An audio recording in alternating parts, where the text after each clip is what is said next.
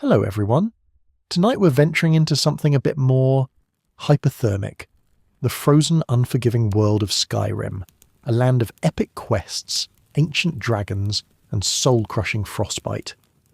This isn't the Skyrim where you pause to eat 47 cheese wheels mid-battle, or fast travel away from your problems. This is the Skyrim of gangrene, starvation, and sleeping on stone beds that make prison bunks look luxurious. A place where surviving until morning without losing a toe to frostbite counts as a legendary achievement. So before you get too comfortable in your warm, dry, non-wolf-infested home, take a moment to like the video and subscribe, but only if you genuinely enjoy tales of medieval misery and Nordic suffering. And let me know in the comments, if you could smuggle one modern item into Skyrim to help you survive, something pocket-sized, what would it be? I'm genuinely curious what you all think would give you the best chance against the bears, bandits, and bone-chilling cold.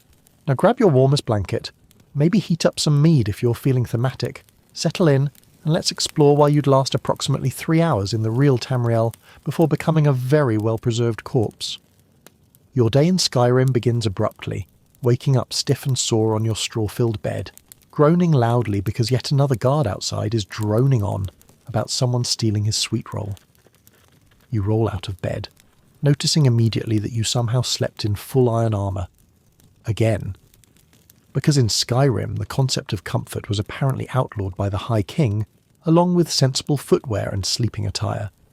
You briefly consider petitioning Jarl Balgruuf about these injustices, but quickly remember that he's probably too busy sulking on his throne, deliberating over whose head needs chopping next. With considerable effort and a few metallic clangs, you drag your feet over to the cooking pot, stomach growling, and realise you'll have to forage for breakfast yet again. You open your knapsack, digging past wheels of cheese, mysteriously fresh apples you've been hoarding since your first trip to Solitude, and raw salmon fillets that, inexplicably, have not yet given you food poisoning. Breakfast becomes a questionable stew made from frostbite spider eggs, wilted cabbages you swear were fresher yesterday, and a generous handful of salt. More out of desperate optimism than culinary expertise.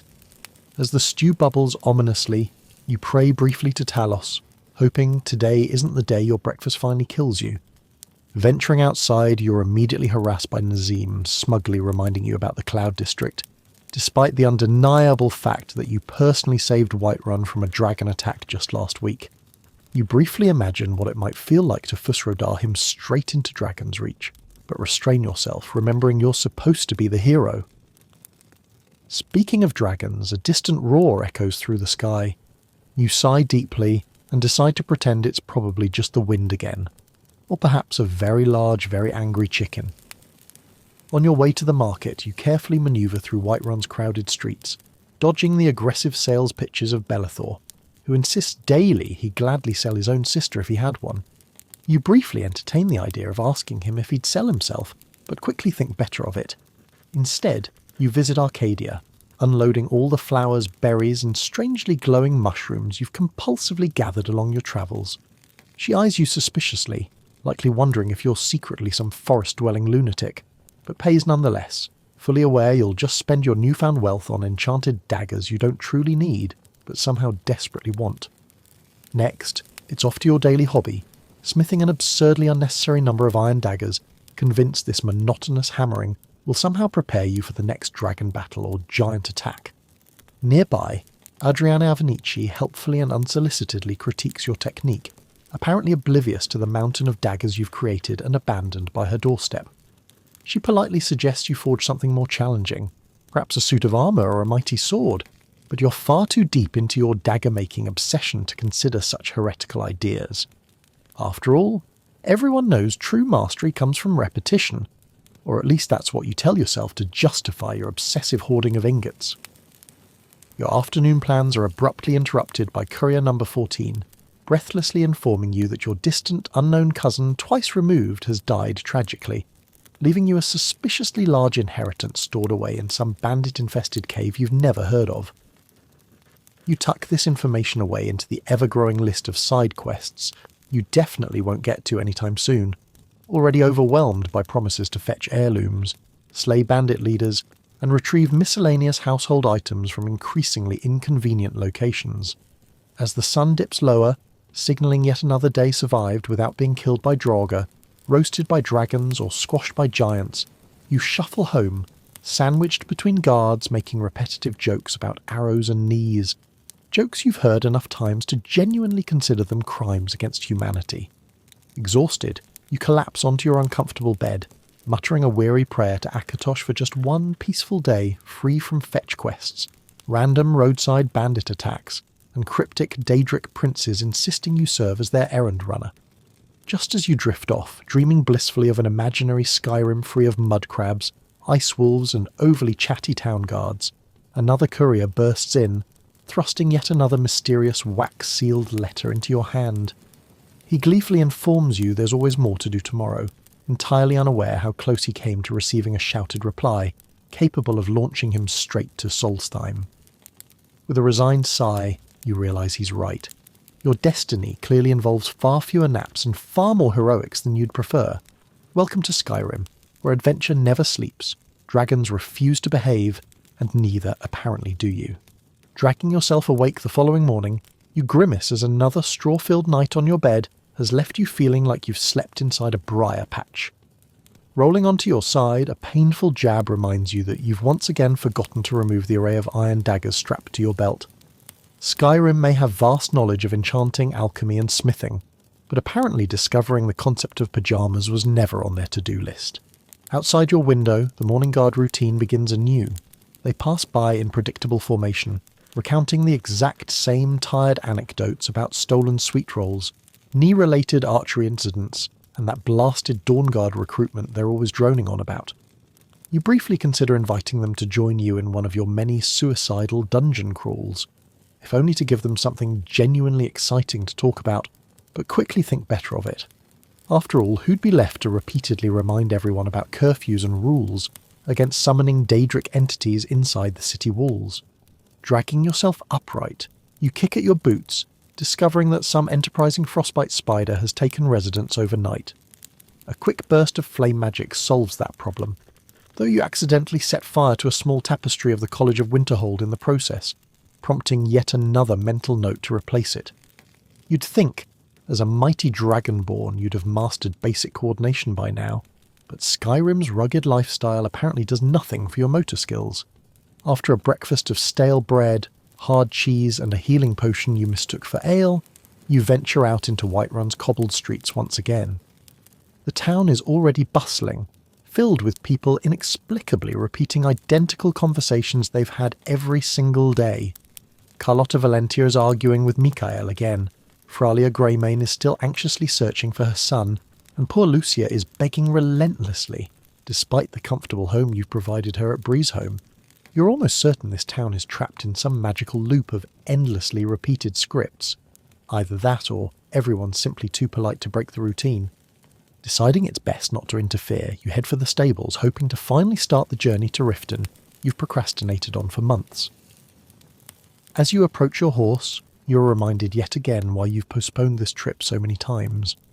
Your horse, whom you've lovingly named Shadowmere despite it looking nothing like the legendary steed, is stubbornly staring into space, seemingly oblivious to your presence.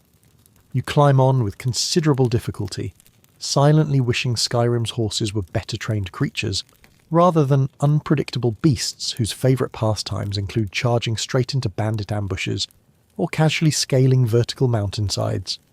Hours into the ride, after yet another brief skirmish with wolves who apparently mistake you for a free meal delivery, you stumble across a stranger frantically running toward you.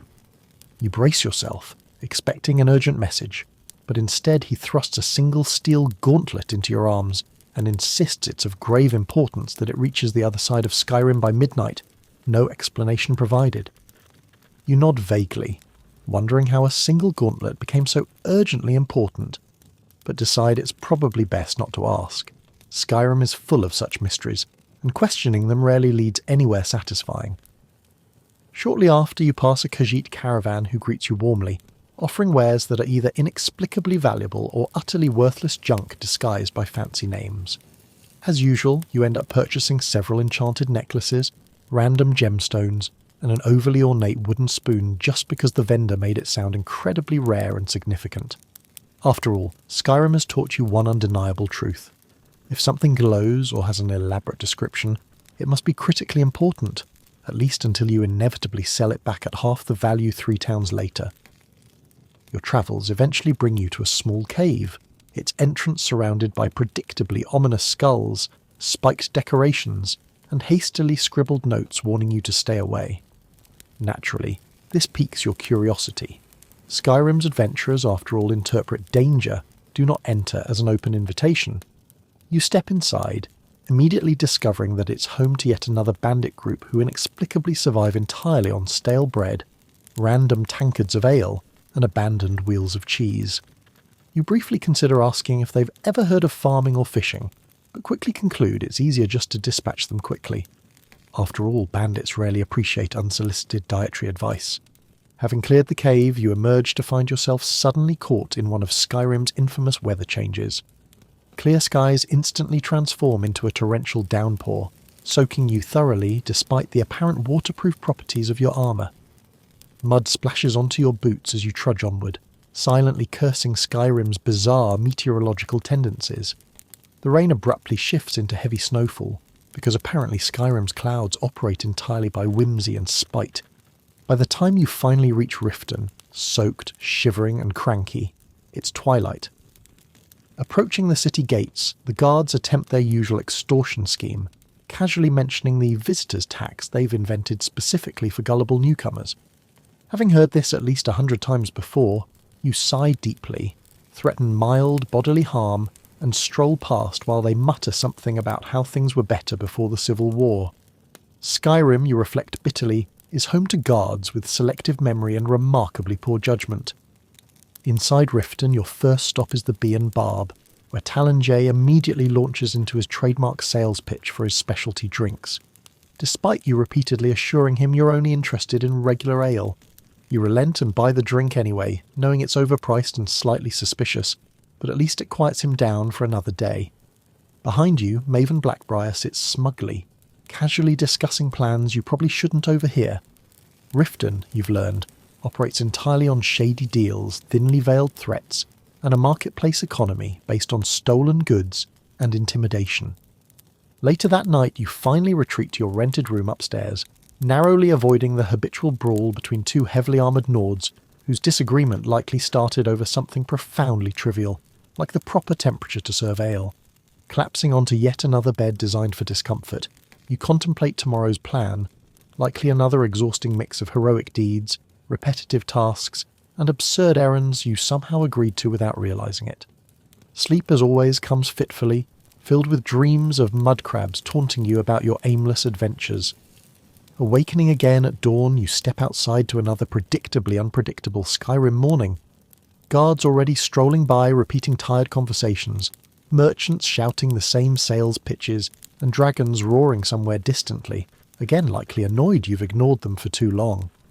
Pulling yourself together, you brace yourself for another day of endless heroism, questionable breakfast choices, and inexplicable inventory management. Welcome to Skyrim, the province of adventure, inconvenience, and absurd repetition, where every day is exactly the same yet somehow entirely different. Here, you're not just a hero, you're an eternal errand runner, a reluctant dragon slayer, and Skyrim's premier collector of random junk and dubious artifacts. You sigh deeply, but secretly smile, because despite it all, you wouldn't trade this chaotic, nonsensical, endlessly entertaining life for anything else. Adventure calls once again, and let's face it, Skyrim would fall apart without you. As you continue your travels southward from Riften, the landscape quickly gives way to the bleak, mist-shrouded marshlands near Morthal. You've never particularly liked these marshes. They smell perpetually of damp vegetation and mudcrab shells, and visibility is reduced to almost nothing by the ever-present fog. The dreary, oppressive atmosphere seems specifically engineered by Skyrim's weather gods to make your life miserable, and, as if on cue, rain begins pouring down with icy determination. Within moments, your heavy iron armour, already uncomfortable at the best of times, becomes a sodden, frozen cage clinging mercilessly to your skin. You squint through the driving rain and thick mist, desperately searching for shelter. Just as you're about to resign yourself to a miserable night spent crouching under a leaky pine tree, you spot the faint outline of a small wooden cabin ahead. The structure looks ancient and slightly foreboding, its walls moss-covered, its roof partially collapsed, and yet it still seems infinitely preferable to spending another minute exposed to Skyrim's relentless weather tantrums. Hastily trudging up the slick stone path, you shove open the cabin's creaking wooden door and slip gratefully inside. The interior is surprisingly intact, lit faintly by a few flickering candles left behind by some unseen caretaker, or perhaps by another weary adventurer equally desperate for respite. The cabin feels cosy in a rustic, slightly creepy sort of way, with musty furs draped over a dusty bed and scattered pots and pans hinting at former occupants. Despite the unsettling decor, featuring far too many mounted animal heads and suspicious-looking skulls, you quickly set about building a fire, grateful to finally escape your drenched armour and begin thawing your numb limbs. As warmth slowly fills the cramped interior, you carefully peel off your armour piece by clammy piece, hanging each near the fire to dry. You settle into a chair that groans beneath your weight, pulling your cloak around you and sighing contentedly as you bask in the heat. Soon enough, a sense of calm relaxation washes over you. For the first time in days, you feel almost at peace, letting your eyes drift closed as the flames crackle pleasantly. However, tranquility in Skyrim is famously short-lived. A sudden creak above you snaps you back to alertness. You instinctively reach for your dagger, your muscles tensing as you prepare to confront whatever enemy or wild beast surely lurks in this forgotten cabin. Your eyes scan the shadows carefully, narrowing suspiciously as you spot a figure sitting casually atop a tall, narrow cabinet, legs crossed, looking entirely too comfortable in such an odd position. A brief flash of panic hits you. How did you miss someone lounging on the furniture? How long have they been there, silently watching you struggle with your damp clothes and armour? As your eyes adjust to the dim candlelight, you recognise the unmistakably dark attire, complete with a strikingly ominous hood and leather armour dyed deep black and red, the unmistakable garb of the Dark Brotherhood. Your stomach sinks with dread as the figure leans forward slightly, revealing the familiar smirk of none other than Astrid herself. She tilts her head slightly, giving you a bemused, mildly condescending look. Her eyes glimmer mischievously, as though amused by the awkwardness of your situation. "Sleep well?" she drawls sarcastically, her voice smooth yet menacing, dripping with mockery. You suddenly recall all those whispered warnings and cautionary tales about the Brotherhood's notorious methods of recruitment. Clearly this isn't a social call, it's a summons wrapped in thinly veiled threats. You quickly glance around, fully expecting to see more sinister assassins materializing from the shadows, but the cabin remains suspiciously quiet, as though the universe itself is holding its breath to see your reaction. Astrid's gaze pierces through you, her casual posture masking a lethal readiness that sends a chill down your spine. Her smile widens ever so slightly, the corners of her lips pulling upward as she calmly continues. "We have a matter to discuss. You've been causing quite a stir, Dragonborn, and let's just say you've caught our attention." You swallow nervously, feeling suddenly very vulnerable and keenly aware of your lack of weapons and armour. The cosy warmth of the fire, now crackling almost mockingly behind you, seems painfully out of place amidst the tense, foreboding atmosphere. You desperately wish you'd never set foot in this seemingly innocent marshland cabin. But as Astrid slides gracefully off the cabinet, landing silently on the creaky wooden floor with feline elegance, you realise there's no turning back. You've unwittingly entered Skyrim's darkest web of intrigue, and Astrid's presence, while alarming, hints that perhaps your mundane days of errand running and pointless dagger smithing might soon give way to something far more dangerous and intriguing. "Don't look so concerned," she says lightly, stepping forward and flashing a smile far more unsettling than reassuring. "Consider this a friendly invitation." You sigh internally, knowing full well that Astrid's definition of friendly probably involves murder, subterfuge, and a disturbing fondness for theatrics. And yet, strangely enough, you find yourself feeling intrigued. After all, when has Skyrim ever allowed you to rest easy? Adventure or perhaps disaster awaits. Your days in Markarth, that city carved directly into Skyrim's least hospitable mountain range, make even your straw bed mornings in Whiterun feel like luxurious pampering. Everything here, everything is stone. The walls are stone, the streets are stone, even your bed is stone, shaped as if some sadistic Dwemer architect thought human spines were an amusing joke. Forget a straw mattress. Your sleeping arrangement here is a glorified slab of granite that vaguely resembles furniture, possibly softened by a single threadbare fur that's about as warm as a frost troll's welcome. You wake every morning painfully reminded of your questionable choice to settle in a place that values aesthetics over basic human comforts. There's no wooden floorboards gently creaking underfoot, only cold, unforgiving rock that freezes your toes, regardless of how many wool socks you've layered. Forget plumbing. Your wash basin is a chipped stone bowl refilled from questionable streams that run off the city's notoriously unsanitary smelter operations. You suspect the dwarves who originally built this city were either allergic to comfort or simply hated humans, because your room feels less like home and more like an elaborately decorated tomb. You dress rapidly beneath scratchy blankets to ward off the pervasive chill that seeps through Markarth's thick stone walls. Breakfast is, naturally, an exercise in culinary disappointment. Some rock-hard bread purchased from a sullen vendor who assured you that real Nords like tough bread, and a suspiciously cloudy potion you bought from Bothela that promised to cure your morning fatigue but mostly just tastes like distilled regret. And yet, despite its rough edges, quite literally, Markarth has an odd charm. A place so grimly beautiful, it almost makes you forget you're living inside a fortress of perpetual discomfort. Finally, it's time to venture onward. Leaving Markarth behind, you plunge eastward into a dense forest blanketed in fog so thick you start to envy the blind Falmer. Rain, always impeccably timed in Skyrim, begins hammering down mercilessly, turning the narrow dirt paths into treacherous mudslides. Navigating through this weather is akin to walking through cold oatmeal, only less nutritious. Every step is slippery, every root perfectly placed to snag your boots, every puddle carefully engineered by the gods to soak your feet in icy water, no matter how expensive your footwear is. It's here you realise why you'd never survive in this world as anything less than a protagonist. The forest isn't just damp, it's actively hostile.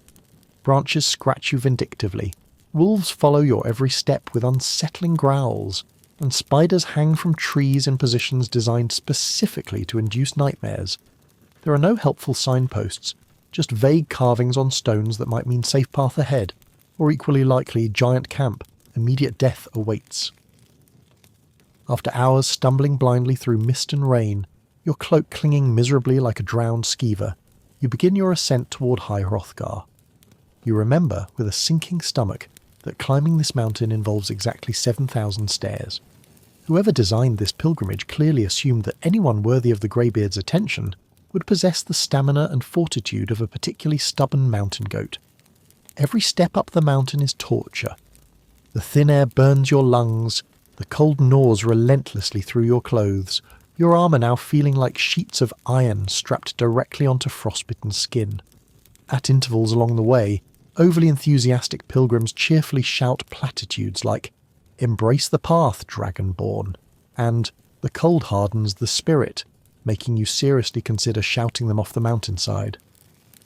Halfway up, you nearly collapse beside an etched tablet proclaiming vague philosophical wisdom, something along the lines of pain is merely weakness leaving the body. You wonder cynically how the Greybeards would feel about adding, hypothermia is merely the soul's polite request for death.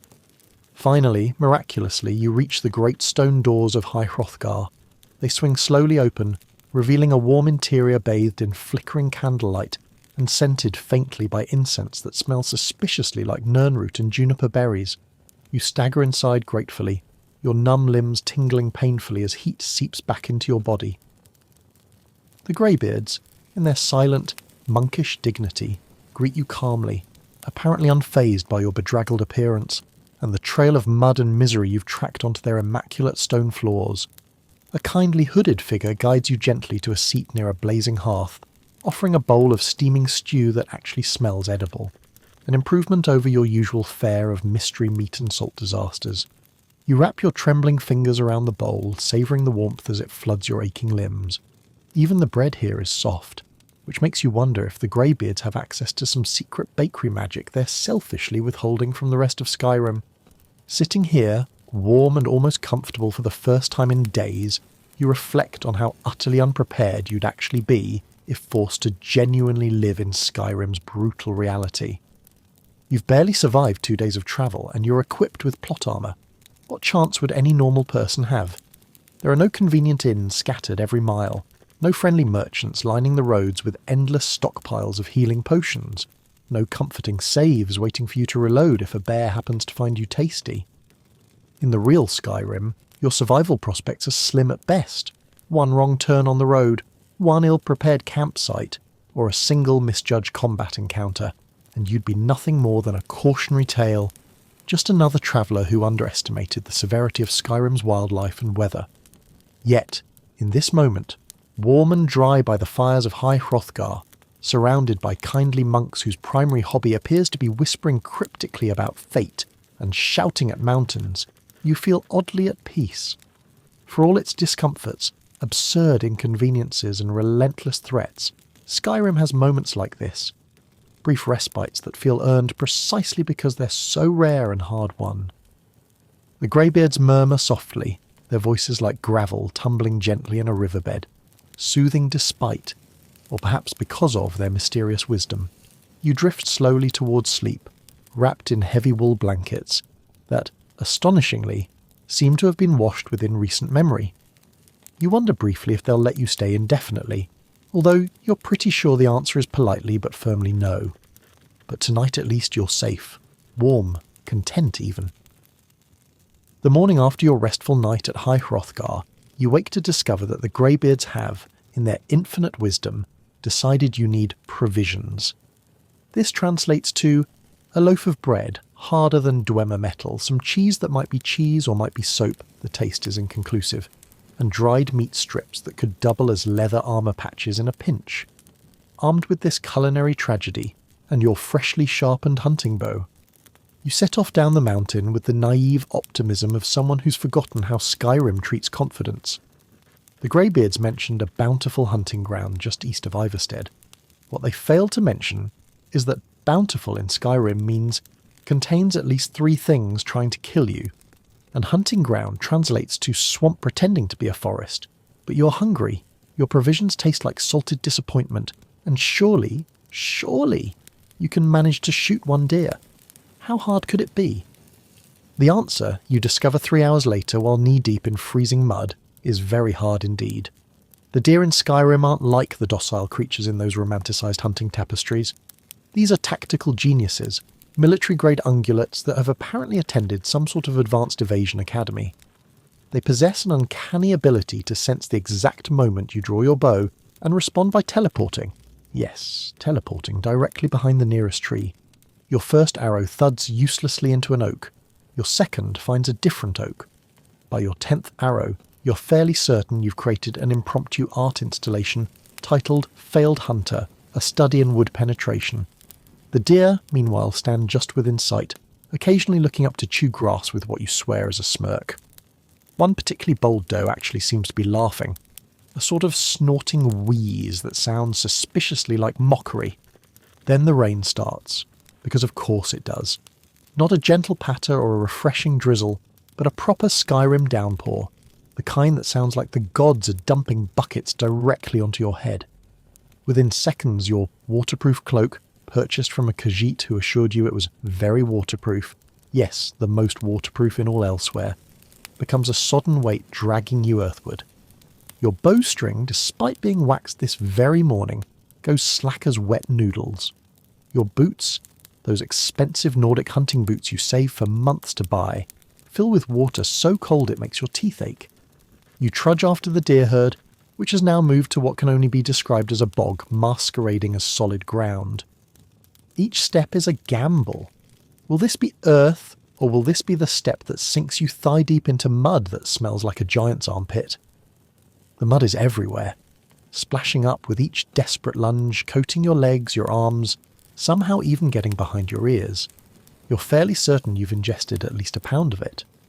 At one point, you spot a magnificent stag, the kind bards sing about with antlers like a small tree.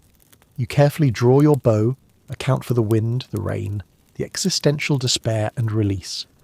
The arrow flies true, straight and perfect directly into a rabbit that was nowhere near where you were aiming.